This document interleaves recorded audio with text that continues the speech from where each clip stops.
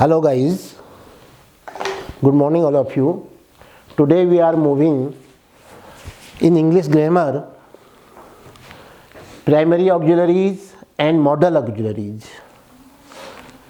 Now this chapter is very important for the students 6th to 12th, even for who are pursuing graduation in English, as well as for the competitors who are studying, who are preparing for SSC, UK SSC, CDS, NDA and other exams, competitive exams. Now what is the auxiliary verbs, सहायक क्रिया जिसको हम कहते हैं, क्या होती हैं सहायक क्रियाएं? ऑक्सिलरी वर्ब्स में आपने पढ़ा होगा कि जो मेन वर्ब्स होती हैं, कम, गो, रीड, राइट, जिससे एक्शन होता है, तो इन सेंटेंस के माध्यम से ये सेंटेंस जो है उनके टेंस के फॉर्म बनाने में हेल्पिंग वर्ब जो हैं वो मेन वर्ब के साथ आती हैं। वो जो हेल्पिंग वर्ब्स है उसकी दो कैटेगरी होती हैं, एक तो प्राइमरी ऑक्सिलरी होती है और दूसरी मॉडल ऑक्सिलरीज आती हैं। तो ये दोनों मिला करके आपने पढ़े हैं is, am, are, was, were, has, have, had, do, does, did, be, been. Modals में आपने देखे हैं ये सेंटेंस, ये वर्ड जो हैं can, could, shall, should, may, might, will, would, must, ought to, need, used to, dare. तो ये वर्ड जो हैं सेंटेंस का मोड निर्धारित करते हैं। अगर मैं कहता हूँ आई गो टू स्कूल, मैं कहता हूँ आई ड्राइव ए कार, और दूसरी बार मैं कह रहा हूँ I can drive A car. तो जब मैं कह रहा हूँ कि I can drive A car, तो यहाँ पर आप देख रहे हो कि सेंटेंस का मोड चेंज हो गया है। ये मेरी कैपेसिटी, मेरी कैपेबिलिटी, मेरी योग्यता, मेरी क्षमता, मेरा कौशल दिखा रही है। तो इसलिए ये सेंटेंस इंग्लिश में मेन वर्ब के साथ प्रयुक्त होते हैं। ये वर्ड जो है ऑक्सिलरी वर्ब जो है मॉडल और प्राइमरी के रूप में, और वो सेंटेंस का मोड चेंज करते हैं। दूसरा हम कहते हैं कि सेंटेंस इंडेफिनिट कॉन्टिन्यूअस, परफेक्ट और परफेक्ट कॉन्टिन्यूअस के रूप में आता है, नेगेटिव, इंट्रोगेटिव, अफर्मेटिव रूप में होता है। लेकिन जब नेगेटिव और इंट्रोगेटिव बनाना होता है तो बिना ये जो ऑक्सिलरी वर्ब हैं उनकी मदद से हम उनको नेगेटिव या इंट्रोगेटिव नहीं बना पाते हैं, इसलिए इनका अध्ययन बहुत आवश्यक है। मैं सबसे पहले आपको ले जाता हूँ प्राइमरी ऑक्सिलरीज में। मैंने आपको बताया कि ऑक्सिलरी वर्ब दो प्रकार की होती हैं, प्राइमरी ऑक्सिलरीज और मॉडल ऑक्सिलरीज। आज हम पढ़ेंगे प्राइमरी ऑक्सिलरीज के बारे में। प्राइमरी ऑक्सिलरीज की मैं तीन कैटेगरी बना देता हूँ, वर्ब बी, वर्ब हैव और वर्ब डू। वर्ब बी किसे कहते हैं? वर्ब बी आप कहोगे साहब ये बी का तो हमने कहीं शब्द बीफ देखा है, कहीं बीन देखा है, ये वर्ब बी का ही पार्ट है। फिर मैंने आपसे कहा कि कभी कभी हम कहते हैं is, am, are singular number में, इज एम सिंगुलर नंबर में और आर प्लूरल नंबर में। तो ये क्या है आपका प्रेजेंट टेंस में है, और इसका पास्ट क्या हो जाता है वॉज या वेर। तो अगर आप संक्षेप में पढ़ो तो be, been, is, am, are, was, were क्या कहलाते हैं? Verb be. क्या कहलाते हैं? Verb be. इसी ढंग से दूसरी जो प्राइमरी ऑक्सिलरीज है वो है हैव।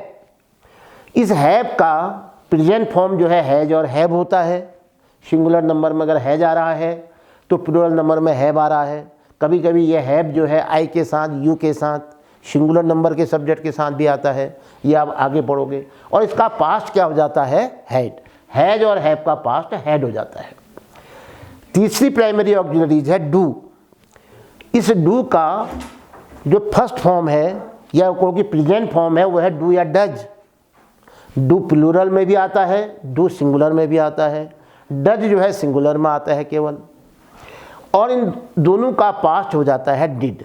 इस प्रकार से आप पढ़ोगे कि verb be, be, been, is, am, are, was, were, ये वर्ब बी हैं प्राइमरी ऑक्सिलरी में। हैव, हैज, हैव, हैड, ये प्राइमरी ऑक्सिलरी में वर्ब हैव कहलाती हैं या प्राइमरी ऑक्सिलरी हैव कहलाती हैं। डू, ये डू, डज, प्रेजेंट टेंस में और डिड इसका पास्ट। अब आप कहोगे कि हम ये प्राइमरी ऑक्सिलरीज और मॉडल ऑक्सिलरीज का फंक्शन क्या है, ये किस काम आते हैं, इनकी इंपॉर्टेंस क्या है। मैं आज आपको ले जाऊंगा फंक्शन ऑफ प्राइमरी ऑक्सिलरीज, अर्थात बी, हैव और डू का हमारे लिए कितनी हेल्पफुल है सीखने के लिए, इंग्लिश लर्निंग के लिए। तो देखिए, नेगेटिव सेंटेंस अगर आपने बनाना हो, जैसे मैंने कहा आपसे, मैं कहता हूँ I teach you English, I go to school. आपने कहा ठीक है, प्रेजेंट इंडेफिनिट टेंस है, मैं स्कूल जाता हूँ, मैं तुम्हें इंग्लिश पढ़ाता हूँ। अब लेकिन मैंने जब आपसे कहा कि इसका नेगेटिव बनाओ, भाई आई गो टू स्कूल, अब नेगेटिव बनाने के लिए आप कहोगे आई नॉट गो टू स्कूल, लेकिन आप कहेंगे सब ये तो गलत हो गया, नॉट अकेले नहीं आना है, इसके साथ आपको प्राइमरी ऑक्सिलरी लानी है। तो प्राइमरी ऑक्सिलरी उसमें क्या आती है, डू आती है, क्योंकि जो गो शब्द है और आई टीच में टीच शब्द है, फर्स्ट फॉर्म के अंदर डू छिपा रहता है। हम इसको ऐसे समझने में हमारे लिए आसानी होगी। तो जो प्राइमरी ऑक्सिलरी डू छिपा हुआ रहता है, नेगेटिव बनाने के लिए हम उस डू को बाहर निकालते हैं और उसके साथ नॉट लगाते हैं। सी सिंग से सॉन्ग, वही गाना गाती है। अब सिंग में हमने ऐसा ईएस जोड़ा, तो इसका अर्थ यह है कि जो डू छिपा हुआ था, अब डू नहीं छिपा, यहाँ क्या छिपा है, डू में भी ऐसा ईएस जोड़ो, डच छिपा हुआ है। तो इसका अर्थ ये हुआ कि सी सिंग से सॉन्ग का जब नेगेटिव बनाओगे तो क्या निकालोगे, सी नॉट सिंग सॉन्ग नहीं कहोगे, फिर क्या करोगे, भाई आपको इतना पता है कि इसमें प्राइमरी ऑक्सिलरी डज शामिल है, तो उस डज को बाहर निकालोगे और डज के साथ नॉट लगाओगे और कहोगे she does not sing a song. इसी ढंग से मैं आपको बताऊं, किसी भी टेंस को ले लो, वैसे तो टेंस बनाने में ही काम आएगा पहले वो, मैं कहता हूँ इंट्रोगेटिव बनाने में कैसे काम आएगा। जैसे आपने कहा अभी आई गो टू स्कूल, मैं स्कूल जाता हूँ, फिर किसने पूछा क्या तुम स्कूल जाते हो, तो ये तो इंट्रोगेटिव सेंटेंस है। या तुम कहाँ जाते हो, ये WH फैमिली का वर्ल्ड कहाँ शब्द आ गया। तो इन दोनों प्रश्नवाचक वाक्यों में, इन दोनों इंट्रोगेटिव सेंटेंसेस में आपको क्या लेना पड़ेगा, भाई प्राइमरी ऑक्सिलरी डू लेनी पड़ेगी। जैसे मैंने कहा आई गो टू स्कूल, अब आपने पूछा क्या तुम स्कूल जाते हो, तो कहाँ से लाओगे, अब कुछ शब्द तो है ही नहीं हमारे पास, तो आप प्राइमरी ऑक्सिलरी डू लाओगे। क्योंकि जो कंसेप्ट है वो ये है कि जो मेन वर्ब है, वर्ब की फर्स्ट फॉर्म, उसमें डू समाहित होता है, छिपा रहता है। तो डू को आपने सब्जेक्ट के पहले रख दिया, do you go to school. या आपने कहा तुम कहाँ जाते हो, कहाँ की अंग्रेजी क्या होती है, वेयर, तो क्या बनेगा, वेयर डू यू गो, क्या बन जाएगा, वेयर डू यू गो। जैसे आपने कहा क्या, मैंने एक सेंटेंस से आपको बताऊं, आई गो टू स्कूल अगर आपको दिया है तो आपने कहा इसका अगर हम नेगेटिव बनाएंगे तो क्या हो जाएगा, I do not go to school. या मैंने कहा भाई अब इंट्रोगेटिव बनाओ, do I go to school. तो इसलिए आपको सारी डू तो वर्ब भी है, यानी प्राइमरी ऑक्सिलरी है, वर्ब डू है, और यहाँ भी डू नॉट में देखो ये डू आ गया, और ये गो के अंदर समाहित थे ये डू। तो क्या कहोगे आप, प्राइमरी ऑक्सिलरी का यूज़ नेगेटिव बनाने के लिए और इंट्रोगेटिव बनाने के लिए होता है। इसी ढंग से कॉन्टिन्यूस टेंस बनाने में भी आपने देखा होगा, मैं कह रहा हूँ आई गो टू स्कूल, अगर हमने कहा भाई कॉन्टिन्यूस बनाओ, मैं जा रहा हूँ, मैं खा रहा हूँ, मैं पढ़ा रहा हूँ, तो क्या बन जाएगा, I am going to school, I am taking food, I am eating food, I am teaching you English. तो ये क्या शब्द आ गया, आपने देखा अभी क्या शब्द आया, जो कॉन्टिन्यूस में जो मेन वर्ब में आपने आईएनजी लगा रखी थी, गोइंग, कमिंग, रीडिंग, राइटिंग, वो तब तक वर्ब नहीं बनेगी जब तक कि उसके साथ प्राइमरी ऑक्सिलरी आप नहीं लाएंगे। गोइंग तो नहीं तो क्या हो जाएगा, अरे नॉन फाइनाइट हो जाएगा, वो प्रेजेंट पार्टिसिपल हो जाएगा आईएनजी लगाने से। तो इसलिए आप क्या कहोगे, आपने क्या लगाया उसमें, am, is, am, are, verb be का प्रयोग किया, समझ में आ गया। या he was playing football, play ING playing, और उससे पहले वॉज, वॉज क्या है आपका वर्ब बी में, देखिए प्राइमरी ऑक्सिलरी है। तो इसलिए ये शब्द जो हैं हमारे किस काम में आते हैं, नेगेटिव बनाने में काम मदद करते हैं, इंट्रोगेटिव बनाने में मदद करते हैं। किसी सेंटेंस को अगर आपने कॉन्टिन्यूस टेंस बनाना है, जैसे वह पढ़ा रहा होगा, ही विल बी टीचिंग, वह खेल रहा होगा, ही विल बी प्लेइंग।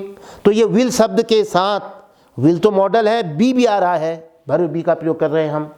ऐसे परफेक्ट टेंस बनाने में, अब मैंने कहा मैं तो पढ़ा चुका हूँ, मेरा पढ़ाने का काम पूरा हो गया है, तो हम इस सेंटेंस को जब बोलेंगे तो कैसे कहेंगे?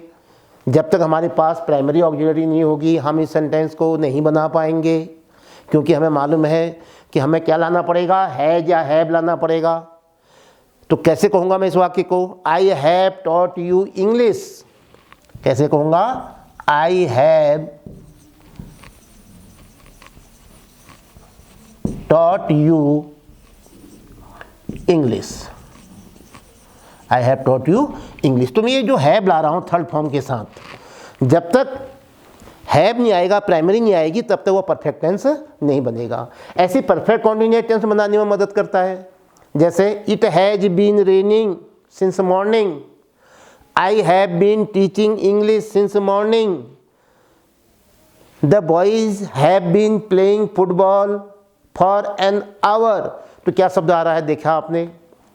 Have been teaching, have been playing. तो जो हैव शब्द आया, जो बीन शब्द आया आईएनजी के साथ, ये क्या है? ये प्राइमरी ऑक्सिलरीज हैं। एक प्राइमरी ऑक्सिलरीज हैव है तो एक प्राइमरी ऑक्सिलरीज बी है, क्योंकि बी और बीन भी जो है इसको भी हम प्राइमरी ऑक्सिलरी मानते हैं और बी का पार्ट मानते हैं।